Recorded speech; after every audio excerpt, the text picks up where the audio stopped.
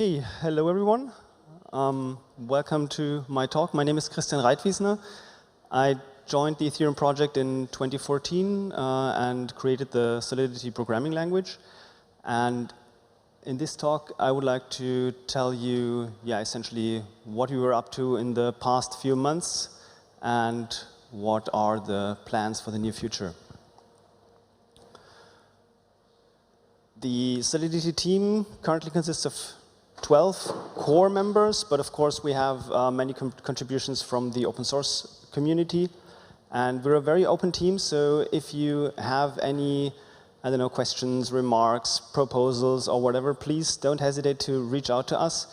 There are various channels. You can either use Twitter or our Matrix/Gitter chat room. And we also set up a forum recently. Sorry. And some time ago we noticed that there is a lot of scattered information about Solidity, and that's why we created the Solidity portal at soliditylang.org. It now contains all the links you need to have. It combines our blog, our forum, the chat room, the documentation. The binaries can also be found under that domain, and the website even contains a small text editor with an integrated compiler where you can try out small snippets of Solidity.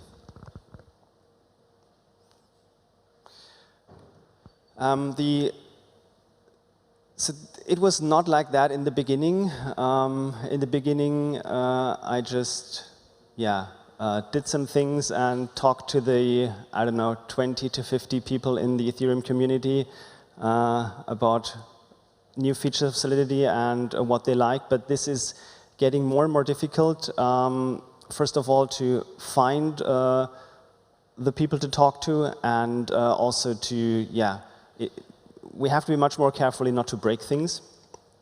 And so already, I think, maybe 2 years ago, 3 years ago, we started a mailing list to include some users who want to give feedback about the compiler, about the language. This did not turn out so well, so the list still exists, but it's kind of dead. Next, we tried a forum. This works much better, I would say. So it's at forum.soliditylang.org.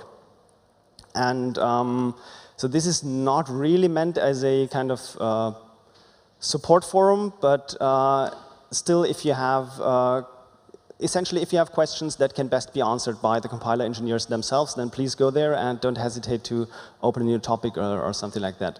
But we would also like to use this forum, or we also do use this forum, to propose new language changes and try to get feedback from the users there. So if you want to participate in the forum, please sign up there. Then the next thing we tried is the Solidity Summit, which was planned to be an in-person event with workshops and talks and whatever in Berlin in April 2020. Of course, this did not turn out like that. So we turned it into an online event, and I think it was a big success. So you can, the videos, so we recorded everything. The videos are still online on soliditylang.org.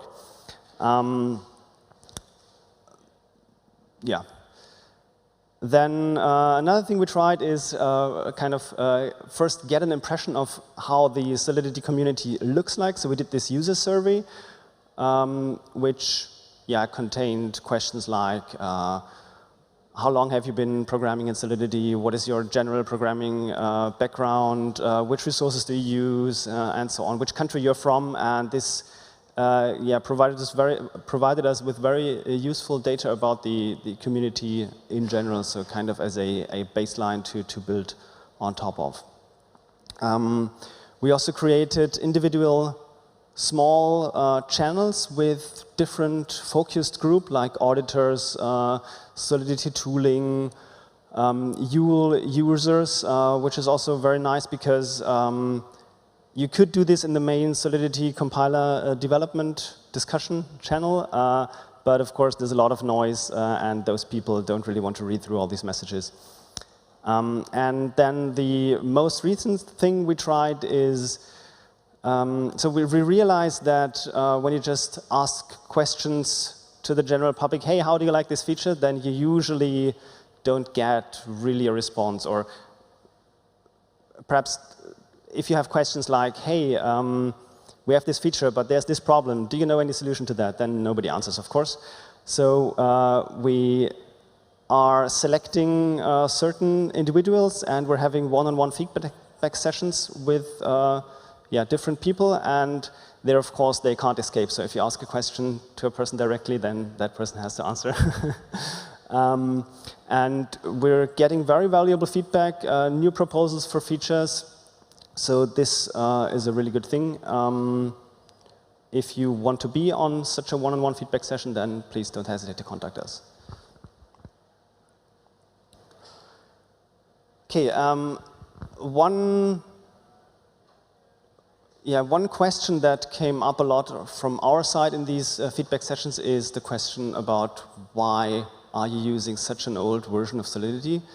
It is a complex topic. We are aware of the problems. We're trying to solve them. But on the other hand, we also noticed that people were using a more or less recent version of Solidity, but still they didn't know about all the features that were present in this version. So the next section of my talk serves two purposes. First, tell you features that you could already use, but don't know about. And second, give you a glimpse on what features you could use if you would just upgrade the compiler version. The first one is, of course, checked arithmetics, present since Solidity 0.8. I hope everyone knows about that. So since Solidity 0.8, all arithmetic operations on integer are checked against overflow. And if an overflow happens, a runtime error is triggered, which reverts the current transaction or message call. And it is important to know that the overflow check is not performed on the EVM word, so not on the 256-bit word, but on the actual type of the variable. So in this example here, if we have a 16-bit variable x, which has the largest possible value for this variable, and you add 1, then this will trigger a panic. So this is something. So a panic is a new type of error that we introduced, which I will also, which you will see later in the talk. And you can, and also important to know, so the overflow check is performed on the type of the operation. And the type of the operation is always either the type of the left or of the right operand. There are exceptions for exponentiation, but let's not get into that.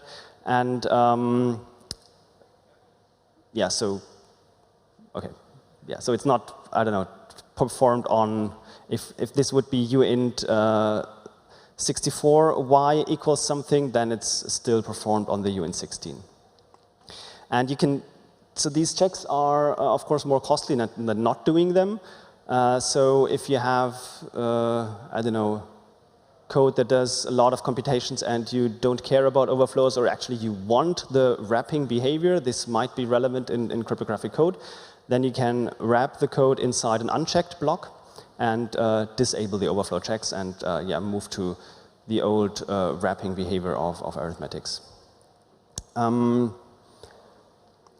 The current code can generate redundant checks. So, I don't know, due to a previous check, you might know that the value in a variable is not very large, but the compiler will still generate the overflow check for this variable. We hope that this can be eliminated with the upcoming Yul compiler pipeline. And then, this will be on many of the slides, feedback from you. The question is, whether in addition to overflow checks, we also want to do value range checks on explicit type conversions. This has been requested by some others say, that's not really needed. If you have any feedback on that, please talk to us. Another very nice feature is the immutable keyword. This has been in the compiler for quite some time. It is both a safety and efficiency feature, because it So you use it on a state variable, and it will enforce that this state variable can only be written once in the constructor, and later on it can only be read. And this property is not enforced by the compiler, it's actually enforced by the EVM, so it's a very, very safe property. And the second bonus is that it's also extremely cheap to use. So reading from an immutable variable costs 3 gas as opposed to 2,100 gas if it would not be an immutable variable. Yeah, again, feedback. There have been requests to allow, so currently these variables can only be written once in the constructor, and they cannot be read at creation time. The reason is that we want to avoid problems where you read from the variable before it has been assigned. Is this something, so would you like to read from immutable variables at construction time or not? We would still like to prevent reading from it before it has been assigned, but this is, yeah, this is a property that has to be checked in the compiler and is a bit tricky, so we don't want to prioritize this too high if you don't want to have it. Yeah, and then another nice feature is user-defined errors. And this is a new way to transfer or, yeah, report information back to the user about why a transaction failed. The most simple way to make a transaction revert is the require statement here in its conditional form. So you require msg.value to be at least price. And if not, then the call will revert. And in this case, it will send nothing back to the caller. And I would rate this on the information scale as 1 out of 10. And then there's this other way where you can provide a string literal together, or a string together with the require statement. Here, the user will see, oh yeah, this reverted because I need to provide more ether. I would still not call that information content 10 out of 10. You will see later why. And yeah, this string will be encoded in a similar way as a call to a function that is, yeah, called error and takes a string parameter. And we introduced that in order to prepare for the thing that will now be on the following slide, and this is user-defined errors.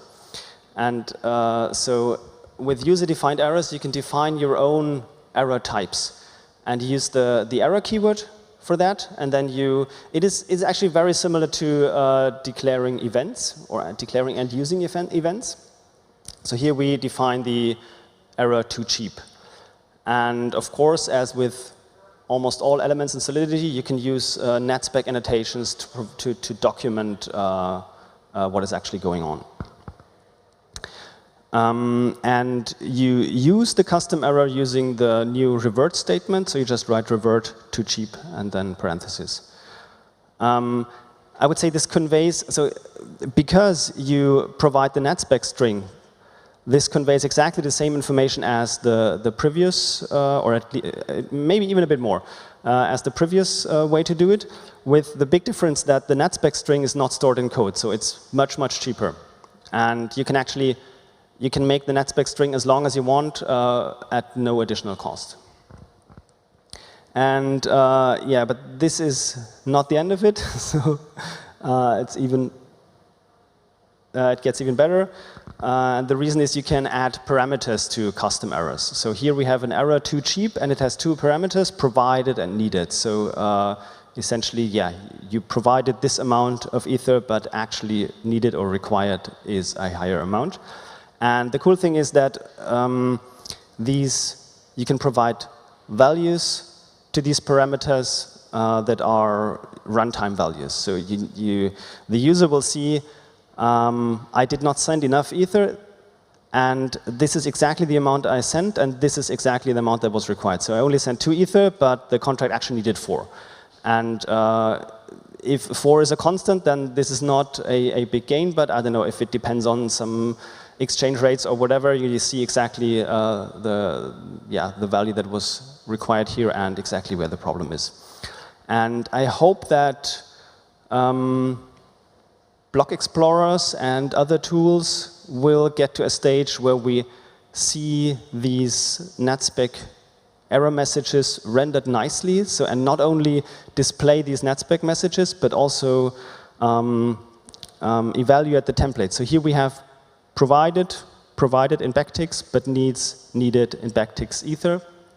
And the block explorer can actually extract these runtime values, msg.value and price, from the revert data and substitute them into the string, so you see the actual numbers that are there instead of the constant string. Now, what are the cost of these operations? I would like to use so I did some guess measurements. Maybe your guess measurements are different. This, of course, also depends on optimizer settings and other things. But I would like to, if you look at the costs as additional costs on top of the most simple require statement, then you see that the custom error with parameters is both shorter and cheaper. So the size is in bytes and the cost is in gas. It is both shorter and cheaper than the require with string. And but you also get, as I said, the actual runtime values that cause the errors. Okay, then also something that is maybe not that widely known is that over the past versions, we allowed more and more elements of the language to be defined at the level of a file instead of inside contracts only. Since 0.6, you can already use structs at the file level. Since 0.7.1, you can use functions at the file level. And since 0.7.4, you can use constants at the file level. And I personally particularly like the functions at file level. The way they are implemented is very similar to how internal library functions are implemented. And the cool thing about them is that since they are outside of a contract, you immediately see that it cannot have access to the contract itself. So because of its scoping, because it's scoped outside of the contract, there's no way it can access the state variables of the contract. It can still access storage if you pass it an explicit storage pointer, like in this example. And so there's maybe one downside of these functions at file level, and this is also, again, something where we need your input. Currently, functions at file level are allowed to perform external calls to other contracts. And of course, they have to do this external call in the context of another contract, and this is the contract the function is currently executing in. So the kind of danger of using functions at file level is that these functions can assume the identity of the contract they are compiled into. Not sure if this is a real danger, but as I said, if you have an opinion on that, then please contact us. We also plan to extend the using statement. So the using statement allows you to attach functions to types. So instead of name of p, you can write p.nameOf. This is maybe like in Python, where you have this explicit self variable. And currently it's only allowed for library functions, or only for libraries. And we would like to extend this for functions at file level, or even all functions in a module. Now, you might ask that if you declare all this stuff at file level, you kind of lose scoping, and the risk of name collisions is rather high. But the thing is that this risk only appears if you use the import statement, like in this first example here. So you just import a file without anything else. This is the simplest import statement, but I think many other languages do not recommend such imports. Python does not recommend it, JavaScript does not recommend it. And instead, you can import only specific names from a file. Or you can also import another file as a module itself. So in the third example here, if you use import participant.sol as participant, then you can access the elements of this file as participant.participant or participant.nameOf. We also plan an export statement. which, yeah, I don't know. The current plan is that it can be used once in a file, and it has to list all the names that are imported by default if you just import the file. Some people prefer the export to be named multiple times in a file. Again, would be happy about your feedback. Now, and so this slide is about a rather recent feature. So these are, I think these are, yeah, the first one not, but the others are 08, I think 4 features. We have support for call data slices. So these are slices very similar to how they are in Python, where you can reference a part of a byte array. We have not implemented them for memory yet, so only for call data, because it's a bit more complicated in memory. Then you can now convert byte arrays, so the bytes type, to a fixed byte array, bytes 4, for example, and this will always truncate. So these bytes 4 of msg.data will retrieve the first 4 bytes in the call data. And then the third feature, we realized that, so there's this function abi.encode packed, which does the weird non-standard, or I don't know, packed encoding. And we kind of want to get rid of it, and we checked how it is used, and we realized that the main thing it is used for is to concatenate byte arrays. And then we thought, yeah, okay, maybe just let's introduce a new function for that is called bytes.concat. So bytes.concat works more or less the same way as abi.encodePacked, but it only allows byte array-like objects like byte arrays themselves, or string literals, or fixed byte types. And I would like to show you an example of how this can be used nicely. Yeah, this is unfortunately not the most recent version of the slides, so, but let's take a look at it. So this is a forwarding contract. It takes a target address and a call data byte array. And so if you take a look at the else case, then this is the simple case. It just forwards the call to the target. But it has a special case where it checks if the function to be called is the transfer function of an ERC20 contract. And if that is the case, then it injects a different receiver for the transfer function. So it takes the first 4 bytes of the payload, which is the function selector, and then it adds the receiver and the rest of the payload. And since the receiver is an address, it cannot be used in bytes.concat. And so you have to convert it to a byte-like objects first, and this is best done with abi.encode. And yeah, I think previous versions, or if you want to do the same thing with an earlier version of Solidity, it would have been, would look very weird. And I think these features combined provide a very nice way to easily understand such contracts of byte array manipulation.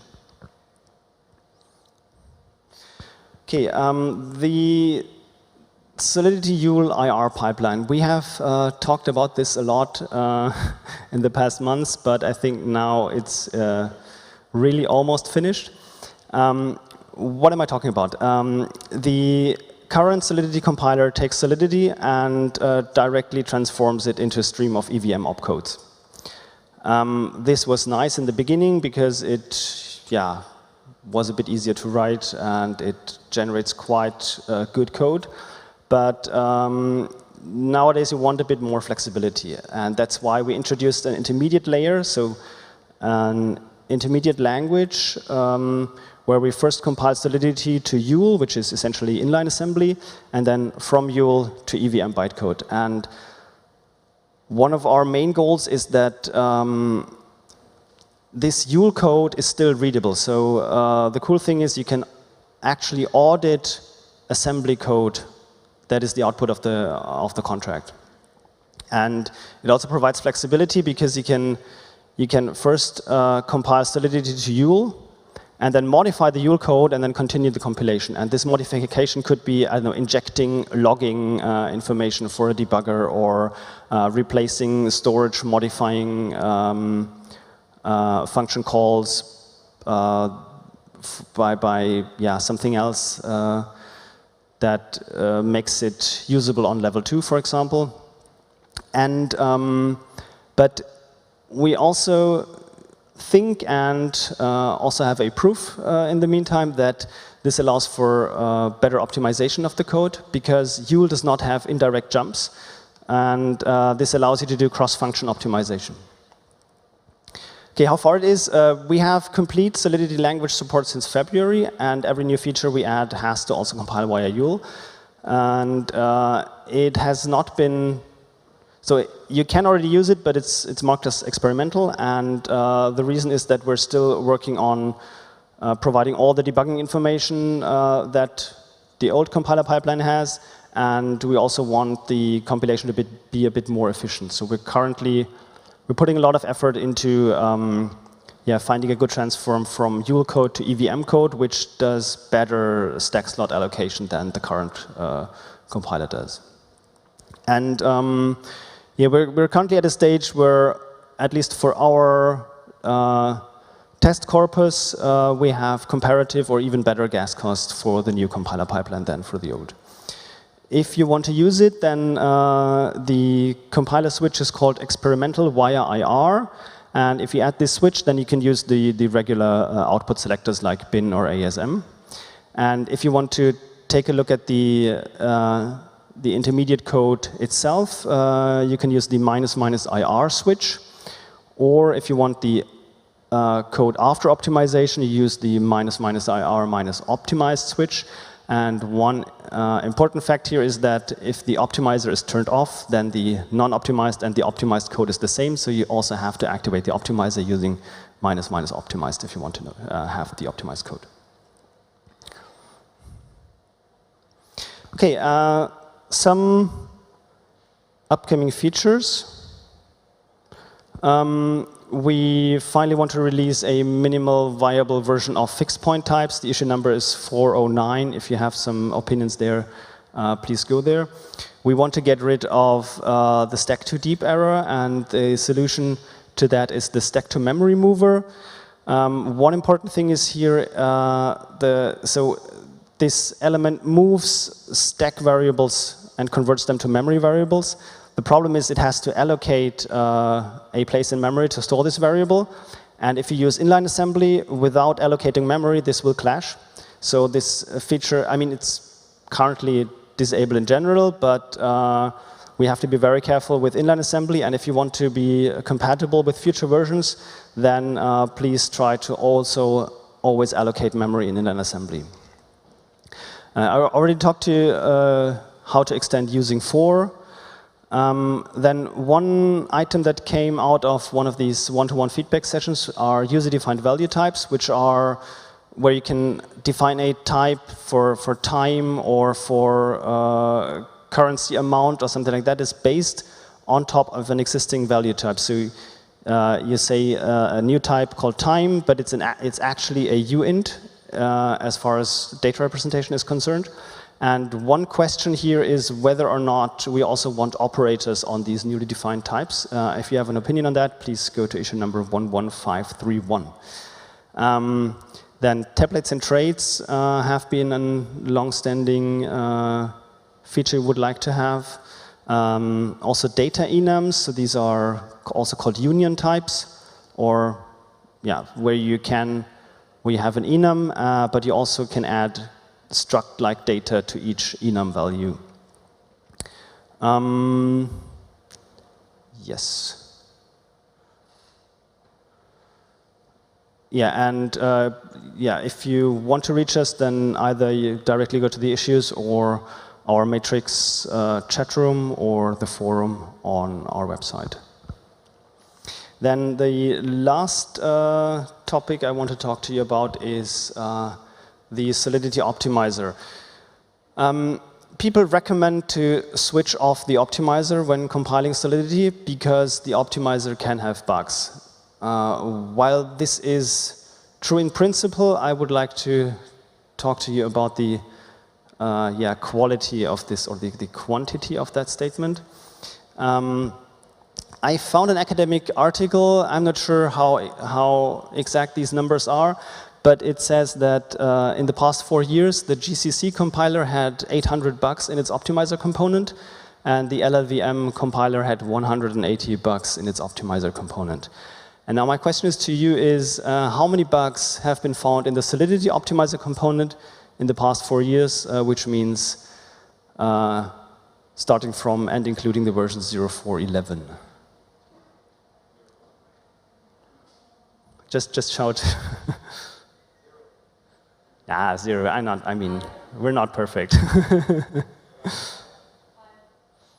Yeah, someone saw the slides, right? No, it's 5 bugs. So this is a bit more than 1 bug per year. And I would actually even like to talk to you about the specific bugs. Okay, no, sorry. Also one important thing about these 5 bugs is that all of them were found by fuzzing by our internal team efforts for fuzz testing. So none of these bugs were reported from outside. And I'm also not aware of any of these bugs being present in production smart contract code.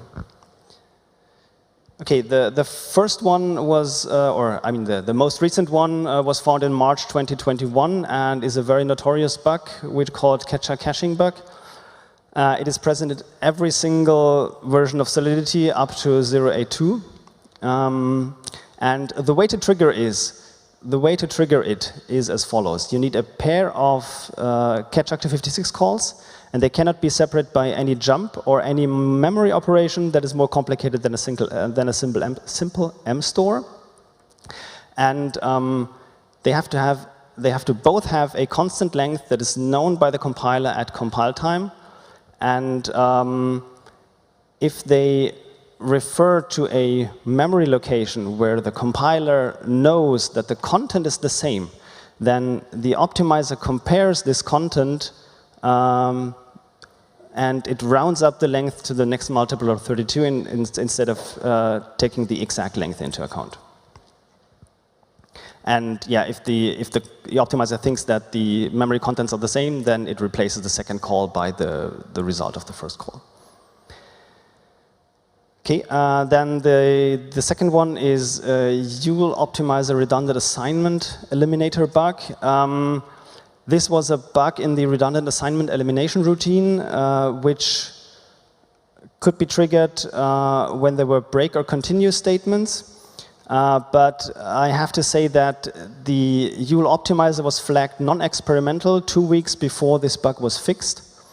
And the optimizer was only so it was only activated for the ABI encoder and not for inline assembly, and it was activated for standalone Yul mode, but the ABI encoder never used any break or continue statements. So the only way to trigger this was through standalone Yul mode, which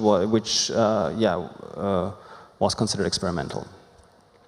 Then December 2019, there was an mload, sload redundancy bug in the Yul optimizer, again related to loops. At that point, the Yul optimizer was still considered experimental, but we still wanted to have this bug in the official list. And in March 2019, there was a bug in the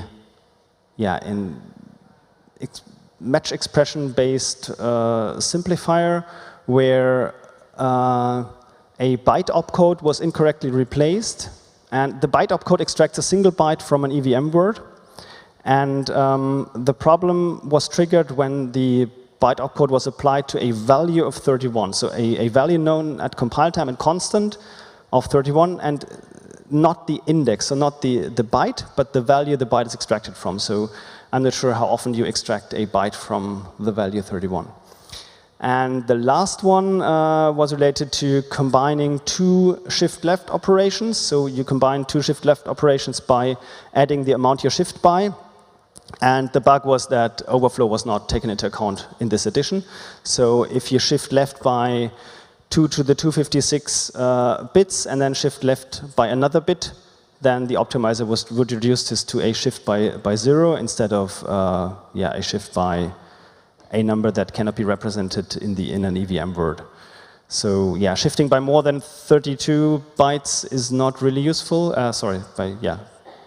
Or by more than 256 bits. So but you have to shift not by 256 bits, but instead by 2 to the 256 bits. Okay, as a summary, all of these 5 bugs combine the following properties. First, they were found by fuzzing and not in real-world code. So the question is whether anyone would write code that could trigger these bugs at all. Second, they have very obscure conditions to trigger. And third, and I think this is the most important point, if you have full test coverage on your smart contracts, then you will notice that something weird is happening.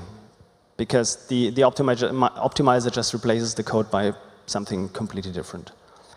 And also, over these 4 years, we ramped up our fuzz testing and also the formal verification of the optimizer routine. And I hope that we're currently catch all the bugs before the version is released, or even before the pull request is merged into develop branch. And yeah, so why am I talking so much about the optimizer? In my opinion, the optimizer is not about saving gas. So we didn't write the optimizer so that your contracts get cheaper. We did write the optimizer so that your contracts get safer. And the reason is, if you have 2 versions of the same routine, and one version is, I don't know, handwritten inline assembly that heavily optimizes for gas, and the other version is, this handwritten version, it has many comments to explain why it is correct, and the other version is just plain Solidity, and it's obvious that it's correct. And now, if the optimizer is capable of compiling these 2 versions into essentially the same EVM bytecode with the same gas cost, then why would you not choose the version that is obviously correct? And yeah, I hope that this will motivate you to activate the optimizer to increase the safety of your contracts instead of disabling it to increase the safety of your contracts. Okay, this is the end of my talk. I do not only want to thank you for your patience for listening to my talk. I also would like to thank the Solidity team for constantly improving the compiler and the language. And I would also like to thank everyone who interacts with us, who gives feedback and contributes in improving the language. And yeah, last but not least, I want to thank the whole awesome Ethereum community.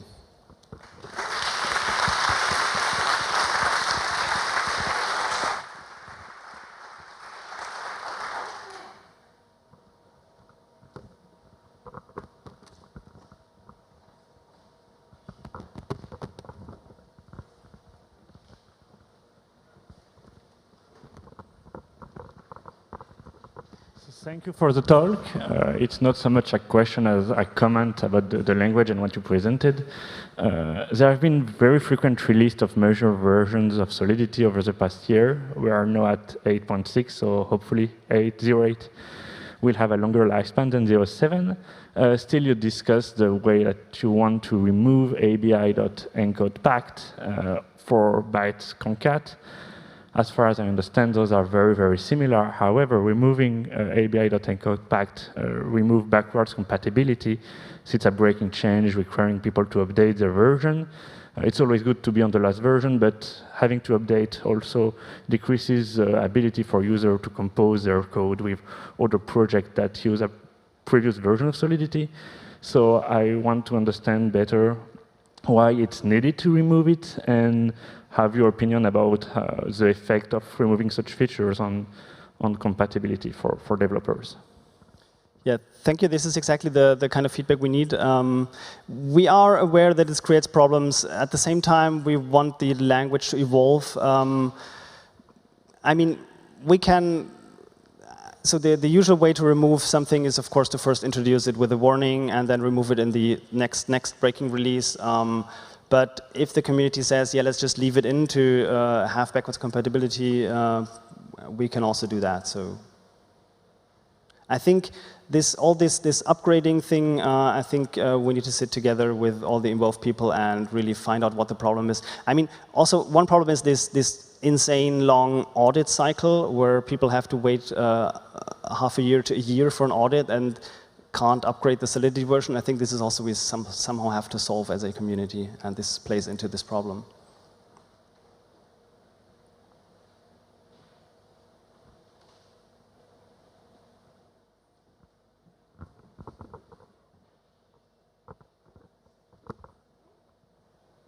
Okay, thank you.